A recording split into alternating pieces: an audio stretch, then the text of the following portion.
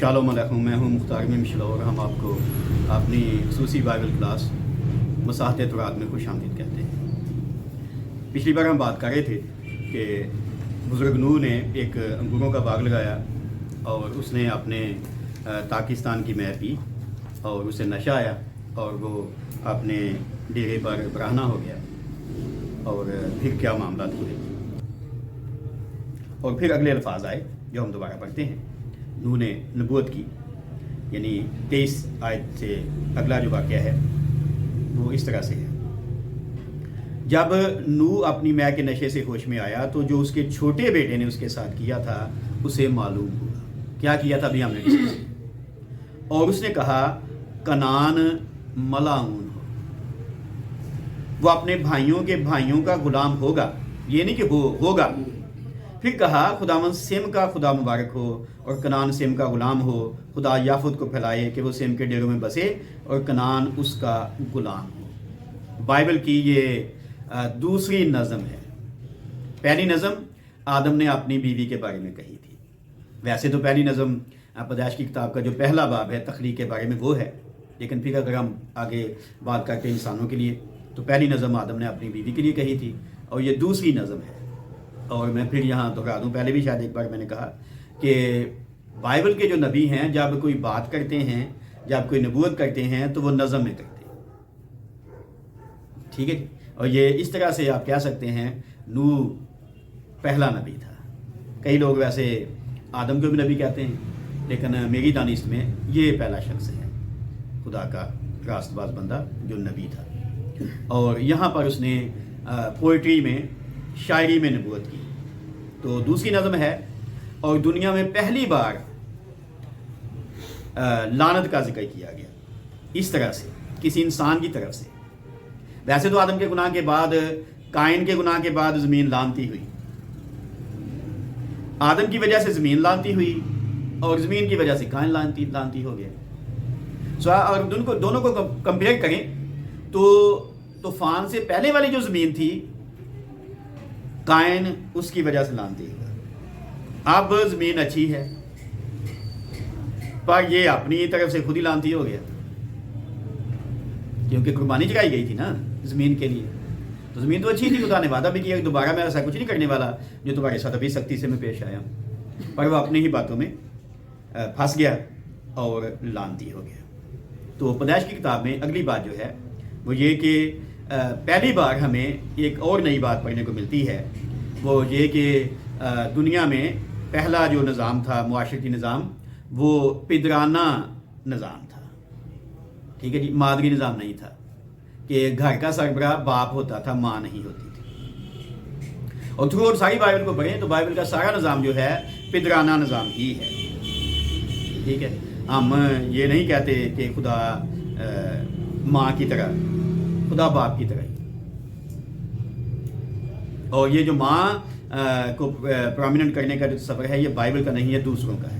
बहुत बाद में, अभी बहुत सी बातें हैं या मैं वीडियो में नहीं कह सकता, तो बहुत बाद में ये पिदराना निज़ाम ख़त्म करके मादरी निज़ाम राइज किया गया।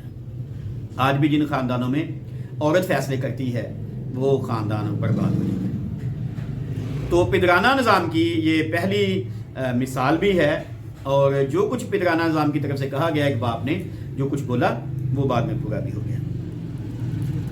और ये जो बात उसने की है ये बरकत से लानत की तरफ लेके जा रही है। हमने पढ़ा था कि तूफ़ान के बाद खुदा ने नूह को और उसके बेटों को बरकत दी थी, पर नूह अपने एक बेटे को और एक पोते को लानत दे रहा है एक तरह से खुदा की दी हुई बरकत के बाद।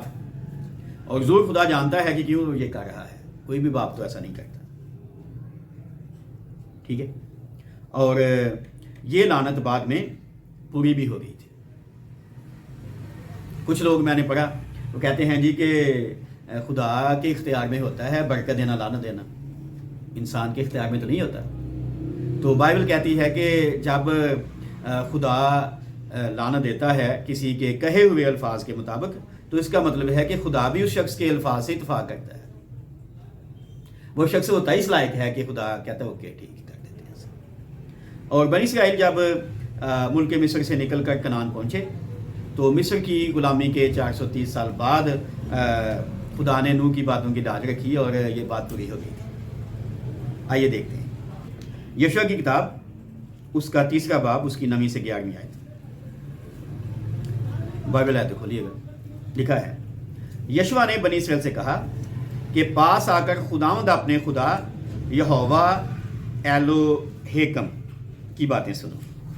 और यशूआ कहने लगा कि इससे तुम जान लोगे कि जिंदा खुदा तुम्हारे दरमियान है, और वही जरूर कनानियों और हित्तियों और हवियों और फर्जियों और जरजासियों और अमूरियों और यबूसियों को तुम्हारे आगे से दफा करेगा। देखो सारी जमीन के मालिक के अहद का संदूक तुम्हारे आगे आगे यरदन में जाने को है। आगे बात करेंगे। वो कहता है खुदा तुम्हारे लिए सब कुछ आगे करने को है। और पहला जुमला बोला गया, लफ्ज़ बोला गया है कनानियों, फिर आगे उनकी औलाद है, उस तरह के जो लोग हैं उनकी बात की गई है। सो अगली बात में आने से पहले सवाल है तो प्लीज़ कर सकते हैं। अभी हम बात करेंगे कि देखा तो हमने था, कनान को क्यों लानत दे दी गई थी।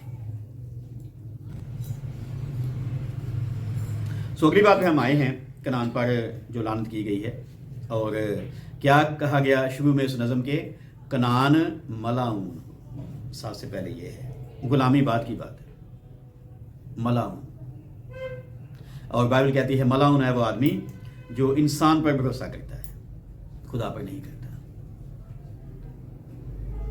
मलाऊन। और मलाऊन जो है ये मेरे ख्याल से, वैसे तो बाइबल में भी हमारे पास टाइम नहीं है हम देखें, बाइबल में लानत की काफ़ी किस्में लिखी गई हैं, ठीक है। और ये पुराने नामे के मुताबिक ये आखिरी किस्म है। इसका ये मतलब होता है कि इस लानत को कोई बदल नहीं सकता, इस लानत के लिए कोई माफ़ी नहीं है। और अगली बातें जो हैं वो बताती हैं कि क्यों ऐसा कहा गया है। अभी मैंने थोड़ी देर पहले भी कहा कि हो सकता है ये भी उसमें हिस्सेदार हो, और मैंने कुछ और इस तरह की वजाहत के लिए बातें पढ़ी, तो वो ये कहती हैं, आप ये भी नोट करना चाहें तो नोट कर सकते हैं, कि असल में जो कहानी थी, सबसे पहले कनान ने अपने दादे को उस हालत में देखा। शायद वो खेलते खेलते या वैसे अपने दादे के खैमे में चला गया और उसने देखा, और उसने आकर अपने बाप को, हाम को खबर दी। फिर हाम गया, पर दोनों में से किसी ने भी उसको ढांपा नहीं। और फिर ये कि बाद में जब बातें फैली तो हाम भी उतना ही कसूरवार था उन बातों को फैलाने में, और कनान भी उतना ही कसूरवार था लोगों के सामने बाजार में बातें करने के लिए, महल्ले में बातें करने के लिए कि देखो हमारा दादा किस हालत में पड़ा हुआ। तो इस वजह से हाम को सजा दी गई, उसके बेटे कनान को भी सजा दी गई। और बाद में जब जैसे मैंने कहा कि बाद में आकर हाम ने अपने भाइयों को खबर दी है, और ये लानत जो है कनान में बाद में मुंतकिल हो गई। अभी मैंने कहा बाद में हम देखते हैं कि हाम के जो बेटे थे सब को लानत नहीं दी गई थी, एक बेटे को दी गई और उसका नाम था कनान। और ये भी अभी हम देखते हैं, लोग कहते हैं कि खुदा तो इंसाफ करने वाला है जी, ठीक है, तो हाम को सजा देनी चाहिए थी, कनान को क्यों दे दी गई। और एक हवाला में पहले पढ़ता हूँ फिर हम बात करते हैं। हिजकिय्याह की किताब उसका 18वां बाब उसकी 4थी आयत कहती है, देख सब जानें मेरी हैं, जैसी बाप की जान वैसी ही बेटे की जान भी मेरी है, जो जान गुनाह करती है वही मरेगी। तो लोग कहते हैं कि गुनाह तो हाम ने किया, तो कनान को क्यों। तो नूह की जो नबूवत है, नूह की जो लानत है, वो वाज़े करती है कि जिक्र नहीं किया गया बेशक ऊपरी हिस्से में कनान का, लेकिन वो भी उतना ही शरीक था उस जुर्म में जितना उसका बाप था। और बाद में अगली बातें हम देखेंगे कि बाद की जो हालत है, जब कब्ज़ा हुआ कनान पर, तो वो क्यों हो गया था, या कनानी ऐसे थे या नहीं थे। सो सवाल है तो आप कर सकते हैं। अभी मैं बात कर रहा था कि नूह ने जो लानत की है उसमें वाज़े तौर पर कनान को टारगेट किया गया है, कनान मलाऊन। और जब हम पीछे पढ़ते हैं, अगर आप देखें तो डायरेक्ट ये नहीं लिखा गया कि हाँ हमने देखा, लिखा है कनान के बाप हाँ हमने देखा। क्यों? मेंशन जरूरी था। حالانکہ یہ بھی کہا جا سکتا تھا نا کہ کوش کے باپ ہم نے دیکھا، مصر کے باپ ہم نے دیکھا، فوت کے باپ ہم نے دیکھا، نہیں کنعان کے باپ ہم نے دیکھا. عجیب ہے نا. تو اس کا مطلب پرامیننٹ اگر کیا گیا تو غلط کوئی ہے نہیں. باقی تینوں بیٹے جو تھے ہم کے ان میں سے کسی کا ذکر نہیں یہاں نہیں کیا گیا. اور یہ چوتھا تھا اور 100 سال تقریباً گزر چکے تھے، تو اس لیے پہلے بیٹے موجود تھے اس سے بڑے، ان کا بھی ذکر کیا جا سکتا تھا، لیکن اسپیسیفکلی اس کا ذکر کیا گیا کنعان کے باپ ہم نے. اور صدیوں بعد یہ بات پوری ہوئی. ابھی ہم نے پڑھا یشوع کی کتاب کا حوالہ، تو اسرائیلی وہاں گئے اور انہوں نے اس پہ قبضہ کر لیا کنعان پر. اور ابھی میں ایک اور حوالہ آپ کے سامنے رکھنا چاہتا ہوں، جو میں نے پہلے بات کی کہ صرف لعنت کی بات نہیں تھی، ان کی اپنی لائف بھی اسی طرح کی تھی کہ خدا نے ان پہ لعنت آنے دی. آئیے دیکھیں استثنا کی کتاب، اس کا 9واں باب، اس کی 4 سے 6 آیت پڑھیں گے.